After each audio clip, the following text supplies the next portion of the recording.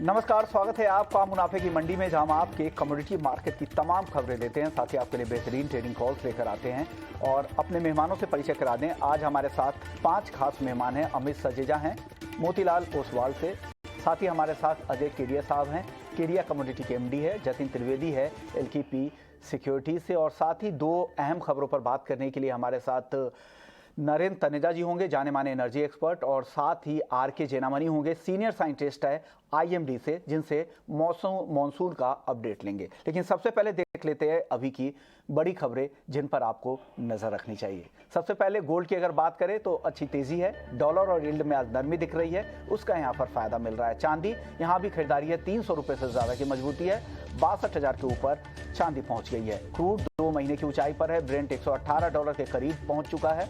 Natural gas पर हालांकि आज दबाव दिख रहा है, आधे % से 1% तक की कमजोरी एमसीएक्स पर दिख रहा है। इंटरनेशनल मार्केट में भी दबाव भी है। कॉपर की बात करें तो निचले स्तरों पर खरीदारी लौट आई है, 775 रुपए के ऊपर अब एमसीएक्स कॉपर ट्रेड कर रहा है। जिंक में भी खरीदारी है, 323 रुपए के ऊपर है। एल्युमिनियम मामूली तेजी है, सपाट कारोबार हो रहा है, 240 रुपए के आसपास भाव चल रहा है। एग्री मार्केट में मेंथा ऑयल जहां पर अच्छी तेजी है, 1% से ज्यादा की तेजी दिख रही है, 1060 के ऊपर यहां पर कारोबार हो रहा है। कॉटन में भी खरीदारी लौट आई है। अगर मई वायदा की बात करें तो 48,400 के करीब है, वहीं जून का वायदा 46,500 के आसपास कारोबार कर रहा है। हल्दी निचले स्तरों पर खरीदारी यहां दिख रही है, 8,000 के ऊपर। जीरा कम उत्पादन ज्यादा मांग, उससे यहां पर फायदा है, 21,500 के करीब। वहीं धनिया में 1% से ज्यादा की तेजी है, 11,000 के ऊपर टिक गया है धनिया का वायदा। चलिए, कुछ बड़ी खबरें हुई, लेकिन अब बात कर लेते हैं कच्चे तेल की, जहां पर 2 महीने की ऊंचाई पर भाव है और कितनी तेजी की उम्मीद कर रहे हैं। इस पर बात करने के लिए हमारे साथ नरेंद्र तनेजा जी हैं, जाने माने एनर्जी एक्सपर्ट। सर, स्वागत है आपका ईटी नाउ स्वदेश पर। सर, क्रूड में और कितनी तेजी दिख रही है? एक रेंज दिख रहा था, वो रेंज से अब बाहर निकल गया है, ऊपर की तरफ जा रहा है। केडिया जी, आपसे भी मेरा यही सवाल होगा, पहले आपसे ही समझ लेते हैं, क्या लग रहा है क्रूड में और कितनी तेजी यहां से दिख रही है आपको? नमस्कार विष्णु जी। डेफिनेटली क्रूड में जैसे हमने पहले भी उम्मीद की थी कि ब्रेंट क्रूड $112 के ऊपर जा नहीं रहा है, बट जिस ढंग से हमने पिछले 2 सेशन के अंदर ही एक अच्छा खासा ब्रेकआउट दिखा है, ये दिखाता है कि 118 120 का लेवल दिखा देगा। जिस ढंग से रशिया और यूरोप के बीच में सैंक्शंस का जो कंसर्न बना हुआ है, वो कहीं ना कहीं प्राइजेस को एक सपोर्ट दे रहा है। तो टाइमिंग तो मुझे लगता है $120 तक का लेवल जरूर दिखा देगा, बट हाँ, गहमा-गहमी काफी है। एक तरफ हम देख रहे हैं कि ये हफ्ते के अंदर भी यूएस से अपडेट आया कि स्टेट रिजर्व से और हम कुछ रिलीज आउट करेंगे क्रूड का।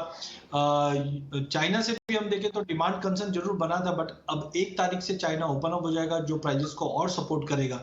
तो टाइमिंग मुझे लगता नहीं है कि जब तक 112 के नीचे ब्रांड निकले नहीं, तब तक ऊपर में 120 से $123 टेक्निकली दिखा देगा। बट हाँ, बिल्कुल जैसे जैसे मार्केट हम 120 के करीब जा रहे हैं कि इवेंट या जो न्यूज है वो काफी एग्रेसिव आ रही है, जिसकी वजह से मार्केट में रेडिकल चेंजेस आते जा रहे हैं। बट टेक्निकली मुझे लगता है कि 120 से 123 का लेवल, और साथ में रशिया यूक्रेन पे आपको ध्यान रखना है, जहां पे थोड़ा भी कूल ऑफ होता है तो प्राइसेस में थोड़ा सेट ऑफ मिलेगा। बट कहीं ना कहीं 120 122 तक का लेवल दिखाकर फिर एक करेक्शन जून मिड से आना चालू हो जाना चाहिए। 120 से 123 का लेवल दिख रहा है टेक्निकली, लेकिन फंडामेंटली ग्राउंड की क्या स्थिति है? ग्लोबल मार्केट को काफी क्लोजली ट्रैक करते हैं नरेंद्र तनेजा साहब हमारे साथ है। सर, क्या लग रहा है जिस तरह के हालात है, क्या क्रूड की तेजी यहां से बहुत ज्यादा बढ़ने वाली है क्या? देखिए, अभी जिस तरह के हालात हम देख रहे हैं, चीन में थोड़ा सुधार आया है कोविड की स्थिति में, अमेरिका में जो है वो एक तरीके से जो है वो छुट्टियों का मौसम शुरू हो चुका है। लोग अपनी गाड़ियां उठा करके छुट्टियों पे जा रहे हैं। जैसे देखा, आप जानते हैं अमेरिका में ज्यादातर लोग कार का प्रयोग करते हैं, तो वहाँ कंजम्पशन बढ़ रहा है, पेट्रोल का भी और डीजल का भी। उसी तरीके से हम देख रहे हैं तमाम अर्थव्यवस्थाओं के अंदर वो बढ़ रहा है। दूसरी तरफ बाजार के सेंटिमेंट्स आप देखते हैं तो यूक्रेन को लेकर के चिंता बनी हुई है, और रूस का तेल जितना बाजार में आ रहा था उसमें कमी आ रही है लगातार। और कहीं ना कहीं जो है नेटो के जितने भी देश हैं उनका रूस को लेकर के जो रवैया है उसमें काफी कड़ाई आ रही है। तो इसका मतलब ये हुआ आने वाले समय के अंदर धीरे धीरे रूस का तेल जो है वो बाजार में आने में उसमें कमी आने वाली है। तो ये, और दूसरी तरफ ओपेक ने कहा है कि वो अपना उत्पादन में कोई बहुत बड़ी बढ़ोतरी नहीं करेगा, हालांकि उनके ऊपर काफी दबाव है कि अपना प्रोडक्शन आप बढ़ाइए। सऊदी अरेबिया अकेला जो है वो 2 से लेकर 3 मिलियन बैरल का उत्पादन बढ़ा सकता है अगर वो चाहे तो, लेकिन अभी उनकी तरफ से ऐसा कोई सिग्नल नहीं आया। तो ये सबको देखते हुए मुझे लगता है कि कीमतें जो है अभी वो उत्तर की दिशा में ही जाएंगी, बहुत तेजी नहीं आएगी, लेकिन यह है कि धीरे धीरे अभी उत्तर की दिशा में जाने वाली हैं। अब देखना ये होगा कि यूक्रेन को लेकर के आगे किस रास्ते दुनिया चलती है, और साथ में ये देखना होगा कि जो यूरोप के, पश्चिम यूरोप के देश हैं, कितने और देश हैं जो रूस के खिलाफ अपनी सैंक्शंस को, उसको जो है वो उसका पालन करने लगते हैं। अगर उसमें जो बहुत ज्यादा पालन करने लगते हैं और वो बंद कर देते हैं तो जाहिर है तेल की कीमतें भी ऊपर जाएंगी। लेकिन ये जरूर है अभी आने वाले 2-3 महीने तो स्थिति थोड़ी थोड़ी खराब होगी, लेकिन देखना होगा जब अक्टूबर में जाड़ा अपनी दस्तक देगा यूरोप में, और जब ईंधन की डिमांड वहां बढ़ेगी, तेल की बढ़ेगी, डीजल की बढ़ेगी, प्राकृतिक गैस की बढ़ेगी, और अगर उनको आपूर्ति अन्य जगह से नहीं मिल पाती है, तब फिर तेल की कीमतें जो हैं वो काफी एक हद तक बेकाबू हो सकती हैं। लेकिन उसके लिए हमें अक्टूबर तक का इंतजार करना पड़ेगा। ओके, यानी अक्टूबर के बाद जब ठंड के मौसम में ज़्यादा दिक्कतें बढ़ सकती है, ऐसा तनेजा जी मानते हैं। लेकिन अभी अब देखना होगा कि किस तरह से कंजम्पशन लेवल तो यूएस में बढ़ ही रहे हैं, साथ ही यूक्रेन और रूस को लेकर जो चिंता है, रूस की सप्लाई कम हो रही है, तमाम ऐसी खबरें हैं जिनका असर अभी हाल फिलहाल दिखेगा। शुक्रिया तनेजा जी, आपने वक्त निकाला हमारे लिए। चलिए आगे बढ़ते हैं, और अब टेक्निकली बात कर रहे थे केडिया जी से। अब जतिन, आप बताइए, आपको क्या लग रहा है करंट लेवल पे 8,900 के नीचे एमसीएक्स क्रूड में क्या करना चाहिए किसी ट्रेडर को अगर ट्रेड करना है तो? Good morning Vishnu. यस, जिस तरह से क्रूड का मार्केट हम देख रहे हैं, एक अच्छी खासी नॉर्थ साइड रैली जो है वो प्राइसिंग होते जा रही है। कल के दिन एक अच्छी खासी बढ़त जो है वो स्ट्रॉन्ग ब्रेकआउट आने के बाद शॉर्ट कवरिंग रैली देखने मिली है। मुझे लग रहा है आज थोड़ा कंसोलिडेशन करना चाहिए और थोड़े लोअर लेवल्स पे अगर मिलता है तब बाइंग का रुझान रखना चाहिए। कल की जो पूरी की पूरी रैली है उसके अगर हम लोग 50% रिट्रेसमेंट की बात कर लें तो उसके लेवल्स के आसपास मिले तभी बेहतर ट्रेड बनेगा, वरना यहाँ पर थोड़ा ओवरबॉट है प्राइसेस जो है वो। लेकिन शॉर्ट करने की सलाह नहीं है क्योंकि ट्रेंडिंग कमोडिटी है यहाँ पर ये लॉन्ग साइड में। 8800 के आसपास मिलता है क्रूड, डेफिनेटली वहाँ पर बाइंग का रुझान बनेगा। स्टॉप लॉस जो है वो 8750 के नीचे रखें। जिस तरह से कल जो रैली मिली थी मुझे लग रहा है 50% डिस्काउंट नहीं करेगा कल की जो रैली है पूरी की पूरी उसके हिसाब से। तो 8800 के आसपास बाय करना है, 8750 के नीचे स्टॉप लॉस रखना है, और अपसाइड में 8900 के आसपास के टारगेट्स के लिए क्रूड के अंदर 1 से 2 दिनों के लिए बाइंग का रुझान रख सकते हैं। और अमित जी, आपको क्या लग रहा है, कैसे ट्रेड की सलाह देंगे? क्या ऑप्शंस के जरिए कोई रणनीति है क्या आपके पास, या फ्यूचर्स में ट्रेड की सलाह दे रहे हैं? जी नमस्कार विष्णु जी। नमस्कार सर। डेफिनेटली तरीके से पे आउट किया जा सकता है। अगर फ्यूचर्स के सलाह लें तो मुझे लगता है फर्स्ट हाफ में करेक्शन जनरली हावी होती है क्रूड पे। 8,800 के नीचे के स्तर भी देखने मिलेंगे, वहां पर एक्यूमुलेट किया जा सकता है फ्यूचर्स 8,770-80 के बीच। और ओवरऑल 1 से 2 दिनों के व्यू के हिसाब से मेरा मानना है कि 9,000 के करीब भी प्राइसेस जा सकती हैं। 89,802 टू बी प्रिसाइज एक लेवल होगा। तो इसी व्यू को अगर ऑप्शंस के थ्रू प्ले आउट किया जाए तो 9,000 का जो कॉल है वो करंट मार्केट प्राइस और थोड़ा 70 से 80 रुपए अगर नीचे आती है तो और एक्यूमुलेट किया जा सकता है, और 2 दिन के लिहाज से 9,000 का कॉल लेके चला जा सकता है। ओके, चलिए अब गोल्ड और सिल्वर की भी बात कर लेते हैं। सोने और चांदी में आज तेजी दिख रही है। डॉलर इंडेक्स में जो नरमी आई है उसका यहाँ पर फायदा मिला है। चांदी ज्यादा तेजी दिखा रही है, गोल्ड कमोबेश एक रेंज में ही है। केडिया जी, क्या लग रहा है गोल्ड और सिल्वर में यहाँ से? देखिए, मुझे लगता है कि गोल्ड जितने शॉक थे, मतलब जितने भी थ्रेड थे वो सबको पार कर चुका है। जैसे सबसे पहले अगर हम देखें तो हमें था कि फेड के मिनट से क्या आउटकम आएगा, तो ये तो क्लियरिटी है कि 0.5 की रेट ऑफ इंटरेस्ट जून और जुलाई में बढ़ा सकता है, बट ये भी क्लियरिटी दी है सितंबर के बियॉन्ड कोई भी रेट हाइक नहीं होगी, जो कहीं ना कहीं गोल्ड को सपोर्ट करता है। और इसी की वजह से गोल्ड आप देखिए 1850 पे पूरे अच्छे से होल्ड कर रहा है। चांदी भी $22 के ऊपर आ चुकी है। तो मुझे लगता है कि गोल्ड जो भी इंटरेस्ट रेट बढ़ने वाला, जिसका थ्रेट हम पिछले 1.5 सालों में देख रहे थे, अब वो निकल चुका है और प्राइसेस ने 1850 1835 का एक अच्छा बेस बना चुका है, जो मुझे लगता है कि अगले एक हफ्ते के अंदर 1870 से 1890 तक का लेवल दिखा सकता है।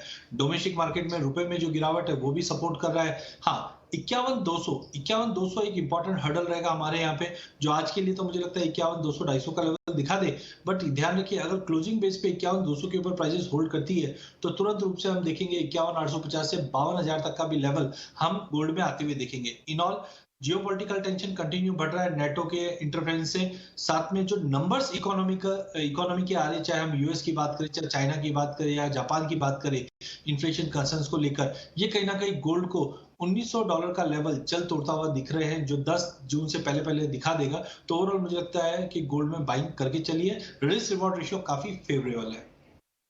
चलिए अब बात कर लेते हैं अमित जी आपको क्या लग रहा है 51,000 के आसपास गोल्ड में क्या करें आज? तो जी मेरा मानना है कि 50 का एक इंट्राडे सपोर्ट है। जब तक ये स्तर के ऊपर होल्ड कर रही है प्राइसेस तब तक अपसाइड में 51,150 से 51,200 तक तो जा ही सकती हैं। और पोजिशनल बेसिस में भी मानता हूं कि एक बार $1880 के करीब प्राइसेस जा सकती हैं। तो अगर वो भी लेके चला जाए तो भी सही रहेगा। 51,500 तक का एक short to medium term target लेके चला जा सकता है। जतिन आपको क्या लगता है गोल्ड या सिल्वर क्या खरीदें आज? दोनों ही कमोडिटी बाइंग का है वो बना हुआ है। रुझान जो है वो ट्रेंड जो है वो अच्छी खासी बेस रेंज से निकलने के बाद थोड़ी बहुत पॉजिटिविटी जो है वो यहाँ पर देखने जरूर मिल सकती है। बहुत बड़ी बढ़त नहीं देख रहा हूँ मैं, लेकिन हायर साइड पर जैसे मेरे सहयोगी ने भी कहा कि 51,200 250 के आसपास जो है वो डेफिनेटली वहाँ पर रेजिस्टेंस पॉइंट है। तो 51,200 और 51,150 के आसपास जब प्राइसेस मिलते हैं तब वहाँ पर प्रॉफिट बुकिंग भी करना है। बहुत बड़ी अपसाइड के लिए नहीं प्ले करना है यहाँ पर। लिमिटेड अपसाइड के लिए बाइंग का रुझान है गोल्ड के अंदर। स्टॉप लॉस जो है वो भी छोटा सा रखना है लोअर साइड पे 50,800 के नीचे स्टॉप लॉस मेंटेन करें 740 का, और हायर साइड में 51,150 से लेके 51,200 के टारगेट्स के लिए गोल्ड के अंदर बाइंग की सलाह देंगे। चलिए अब बेस मेटल्स की बात कर लेते हैं। हालांकि निचले स्तरों पर खरीदारी यहाँ पर दिख रही है और आज सबसे ज़्यादा तेजी लेड में दिख रही है। 183 के ऊपर है 1% की तेजी। जिंक की बात करें तो 323 रुपए के आसपास यहाँ पर कारोबार हो रहा है। कॉपर में भी तेजी है 774 रुपए के आसपास है। केडिया जी क्या लग रहा है मेटल में कुछ पसंद आ रहा है आज आपको? मेटल में मुझे लगता है कि एक तारीख का सबको वेट है। जिस ढंग से हम देख रहे हैं कि चाइना मार्केट ओपन अप होगा, डिमांड में डेफिनेटली एक इजाफा आता हुआ दिखाई देगा। नो डाउट हमने कॉपर में 763 का लो कल के सेशन में जरूर लगते हुए देखा, बट साउंड रिकवरी है मार्केट में। तो I think prices are heading towards 790। अगले हफ्ते सोमवार मंगलवार तक 790 तक का भी लेवल हम देख पाएंगे। पूरे बेस मेटल के अंदर डेफिनेटली लेड की अगर बात करें तो पिछले साल सितंबर ऑनवर्ड्स एक ब्रॉडर रेंज बना हुआ है लेड में, जो 180 के नीचे नहीं जा रहा है प्राइसेस और 90 के ऊपर नहीं जा रहा है। तो जिस ढंग से रिस्क रिवॉर्ड रेशियो के हिसाब से देखें तो लेड में मुझे लगता है कि 186 के टारगेट लिया जा सकता है।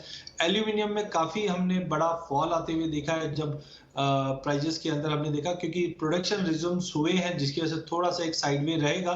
बट डेफिनेटली जिंक 320 के ऊपर काफी अच्छा लगता है जो 326 तक का लेवल दिखा दे। तो इन ऑल चाइना में जो स्टिमुलस दिया जा रहा है या एक्शन लिया जा रहा है ये पूरे बेस मेटल को पसंद आएगा। डॉलर में गिरावट है ये भी बेस मेटल को पसंद है, बट एक्स्ट्राऑर्डिनरी बड़े जंप की बात अभी नहीं दिखाई दे रही है अनलेस अनटिल चाइना से एक पॉजिटिव डेटा पॉइंट नहीं आना चालू है जब तक। बट हाँ, टेम्पररी अगले हफ्ते मंगलवार तक के लिए बेस मेटल में लिया जा सकता है जो 790 तक का लेवल कॉपर में, 326 327 लेवल का हम जिंक के अंदर, एल्यूमिनियम के अंदर 245 और लेड 185 के टारगेट के लिए ले सकते हैं। ओके 185 के टारगेट के लिए आप ले सकते हैं लेड, और 326 का टारगेट जिंक में दे रहे हैं केडिया जी, और साथ ही कॉपर का टारगेट है 780 रुपए का, 767 का यहाँ पर स्टॉप लॉस लगा सकते हैं। जतिन आपकी तरफ से टॉप पिक मेटल में आज? थोड़ा साइडवेज मूवमेंट है एक्सपेक्ट कर रहा हूँ मैं। 244 के ऊपर अगर एल्यूमिनियम की प्राइसेस ट्रेड करना शुरू करते हैं उसके बाद एक अच्छी खासी शॉर्ट कवरिंग रैली देखने जरूर मिल सकती है उसके अंदर। कहीं ना कहीं 244 से लेकर 242 ये जो रेंज है उसके आसपास पिछले एक हफ्ते से ट्रेड कर रहा है। तो जैसे मुझे लग रहा है 244 के ऊपर ट्रेड करना शुरू करता है जून वायदा, एल्यूमिनियम का जून वायदा, ये शॉर्ट कवरिंग रैली जो है वो उसको अच्छी खासी 4 से 5 रुपए की बढ़त जो है वो दिखा देगा। तो एक बार 244 के ऊपर प्राइसेस को ट्रेड करने दीजिए, उसके बाद एल्यूमिनियम में बाय कीजिए 242 के स्टॉप लॉस के साथ और 247 से लेकर 249 के टारगेट्स के लिए। यानी 244 का जो लेवल है उसका ध्यान रखिएगा, वहीं पर खरीदारी की सलाह दे रहे हैं। तो 244 पे खरीदे 247 के टारगेट के साथ और 242 का स्टॉप लॉस लगा ले। अमित जी आपकी तरफ से क्या है मेटल में आज? जी आई थिंक चाइना की जो रिस्क ऑन सेंटिमेंट थोड़ा बहुत बाजार में आया है, चाहे वो इक्विटी मार्केट्स हो या इवन करेंसीज हो, तो उसका कहीं ना कहीं रिफ्लेक्शन बेस मेटल्स पे भी देखने मिलेगा। मेरा मानना है कि कॉपर मेरी जो टॉपिक रह सकती है। Copper leader of the pack है और मुझे लगता है कुछ ही दिनों में 785 790 के जो स्तर हैं वो देखने मिलेंगे। तो इसके चलते कॉपर में 771 के करीब अगर डिप मिले तो वहां बाय किया जा सकता है। प्योरली इंट्राडे बेसिस 778 का टारगेट होगा, लेकिन अगर हम इसे पोजिशनली लें तो 785 से 90 तक भी रैली एक्सटेंड हो सकती है। चलिए, अब बेस मेटल्स के बाद अब बात कर लेते हैं कॉटन की, जहां पर वापस से खरीदारी लौट आई। कॉटन में क्या लग रहा है केडिया जी, वापस से खरीदारी यहां पर दिख रही है? कॉटन और कॉटन केक दोनों पर राय चाहिए आपकी। देखिए, सबसे पहले अगर कॉटन की बात करें तो हमने देखा था कि बीच में टेक्सास के अंदर जो कंसर्न्स है वेदर को लेकर, ये मुख्य कारण था जिसकी वजह से प्राइजेस के अंदर 2 दिन पहले भी हमने देखा 140 के सपोर्ट से मार्केट उठा 147 तक चले गया था।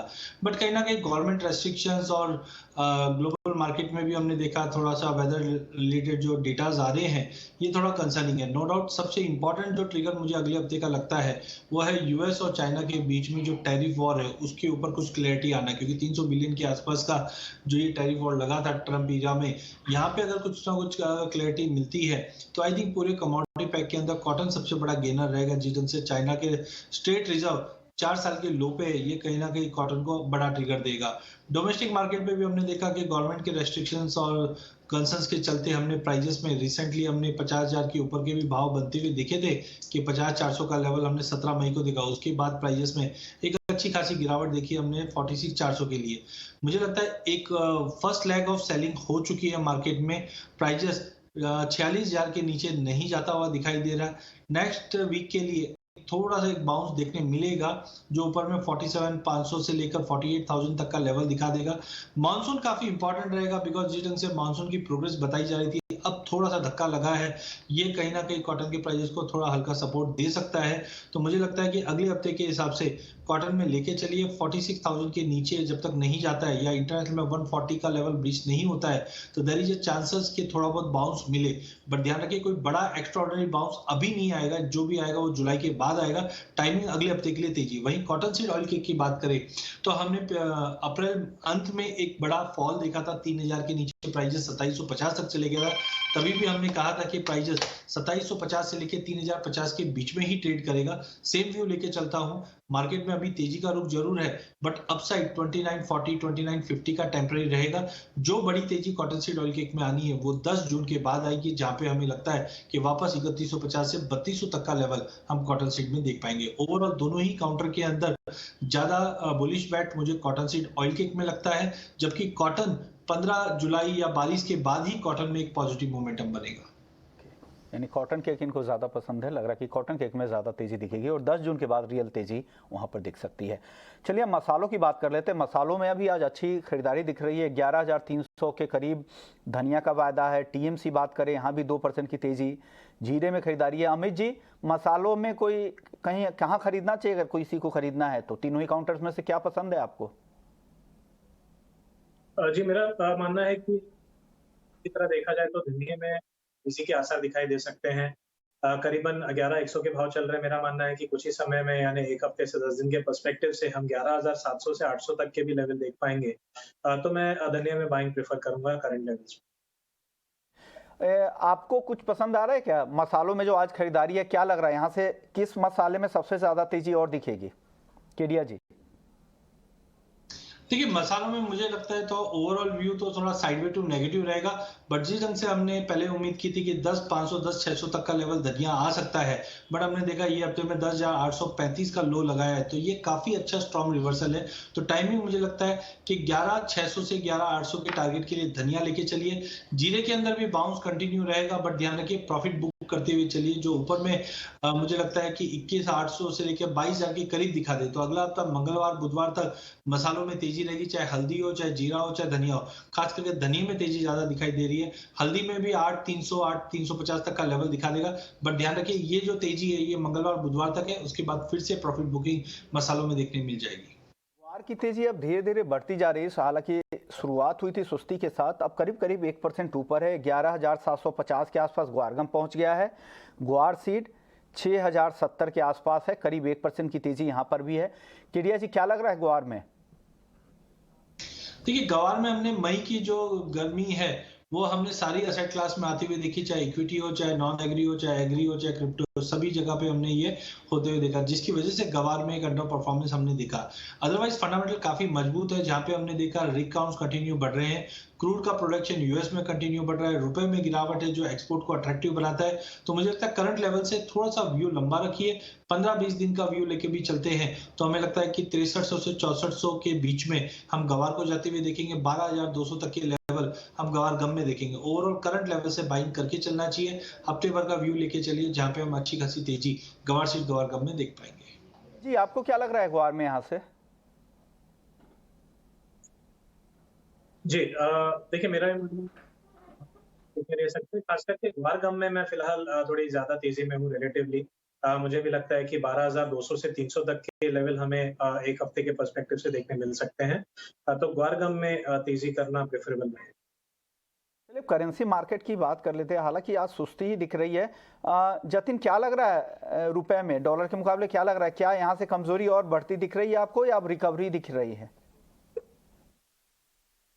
ट्रेंड वाइज अगर देखें तो रुपए पे थोड़ा प्रेशर बना हुआ है। जिस तरह से क्रूड ऑयल के प्राइसेस हम देख रहे हैं कि अच्छी खासी बढ़त के साथ ट्रेड करने देखने मिल रहे हैं। क्लोजिंग प्राइसेस अच्छे खासे बन रहे हैं। 115 के ऊपर ब्रेंट सेटल हो चुका है अभी और अगर ये एक हफ्ते तक क्रूड ऑयल के प्राइसेस इस लेवल के ऊपर सस्टेन होना शुरू रहते हैं तो मुझे लग रहा है रुपए के ऊपर थोड़ी प्रेशर जो और बढ़ती रहेगी। 77 का एक बेस सपोर्ट है जी जी जी जी, लग रहा है 78 के अंदर जो है वो पहले ओके ओके बाद चलिए तो ये तो रुपए की बात हुई, लेकिन अब बात कर लेते हैं मानसून की। हमारे साथ आर के जेनामनी साहब हैं, सीनियर साइंटिस्ट हैं आईएमडी से। सर स्वागत है आपका। क्या लग रहा है सर मानसून को लेकर? 27 मई का जो ये केरल पहुंचने का अनुमान था, क्या अब देरी हो रही है मानसून पहुंचने में? नहीं, एक्चुअली देरी जो हम लोग दिए थे रेंज जो है 4 दिन, वो तो रेंज में आ रहा है एक्चुअली, बट एग्जैक्ट डेट का हम लोग मतलब मॉनिटरिंग कर रहे हैं। तो आज शाम तक we will be giving the exact date also, कब वो आ रहा है एक्चुअली, क्योंकि आज जो लेटेस्ट है रेनफॉल तो बढ़ा है, मतलब more than 50% station started receiving rain. तो हमारा 60% रिक्वायरमेंट है और उसके साथ साथ जो था out going long wave radiation वो भी 200 वाट पर मीटर स्क्वायर से कम हो गया। और विंड तो already depth of the westerly और वेस्टर्ली विंड चार्ज भी है।